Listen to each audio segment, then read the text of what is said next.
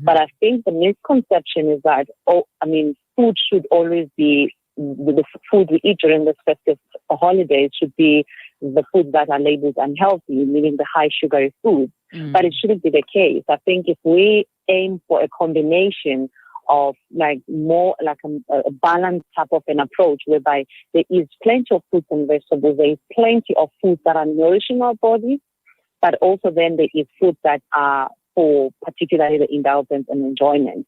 If we then strike that balance, you feel good, you feel the energy levels are up, and the following day you don't feel like you just, need to now go on this some sort of like a detox or whatever people call it.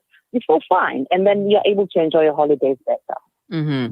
So what happens to a person's body after overeating or overindulging? Well, primarily it's because the foods that are, as I'm saying, associated with overindulgence are foods that carry much less nutrients. And they are, we call what you call empty calories, if I can put it like that. So foods that are providing the energy, but it's not the nutritious foods that are going to keep you going, keep your energy levels up, keep your mood up, and, have all the nutritional needs met. So that's what happens. And then because of those reasons, your body, you feel sluggish and you feel constipated because also these foods are low in fiber.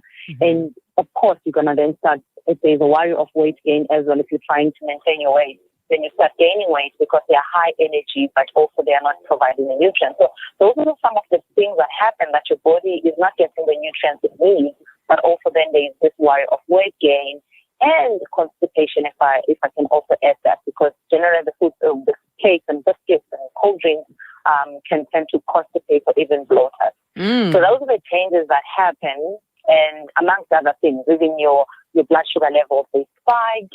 And even if you're not diabetic, that's also something that we always need to be in, we need our blood sugar levels to be in right stabilized quantities in our bloodstream. So those are the types of changes that happen in our bodies, basically, if we then do the overindulgence on the high sugary and, typical foods that we will be eating during the festive season. And then people, we tend to get more comfortable. So we're like, you know what, I'll sort it out next year. And it's no wonder why people are always opening up gym memberships when it comes to the new year. Like, I want to work it out now. Yes, definitely. Yeah. But unfortunately, one cannot really outrun a bad diet. You need to find a more sustainable way of doing it.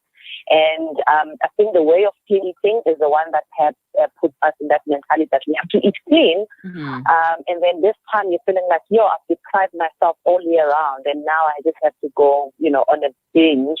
But if we approach it like a more balanced, whereby you can have a slice of cake if you want to have it, but you can still have a salad if you want to have, as a meal, have fruits and it's just a balance of everything, really. And in that way, at this time of the year, you don't feel deprived. You actually feel good. You feel like you've got everything under control.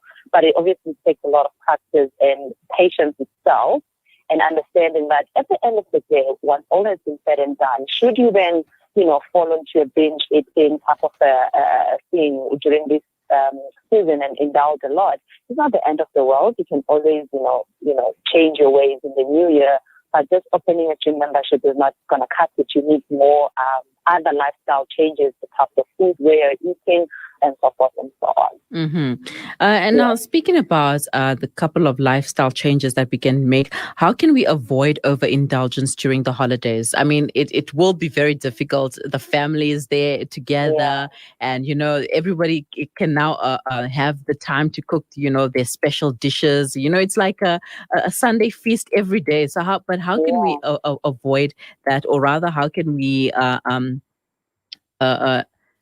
what are the ways that we can curb overindulgence? Okay. I think the first thing that is worth mentioning is that at the end of the day, we have to feel good. If you feel that, I'm overindulging and